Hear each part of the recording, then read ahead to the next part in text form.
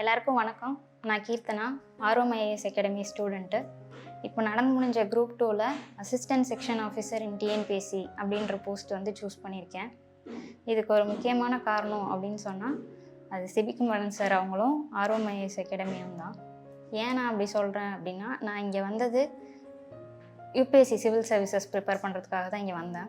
But 2023, 2024 அந்த 2 அட்டம்ப்ட்லேயுமே வந்து எனக்கு ப்ரிலிம்ஸ் கிளியர் ஆகலை.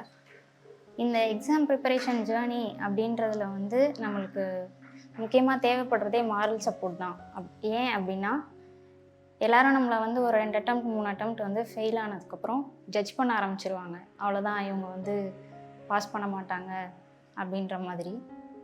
பட் இங்கே வந்து சிபி சாராக இருக்கட்டும், மற்ற ஸ்டாஃப்ஸாக இருக்கட்டும், நம்மளை வந்து ஜட்ஜ் பண்ணாமல் நம்மளை வந்து சப்போர்ட் பண்ணுறாங்க.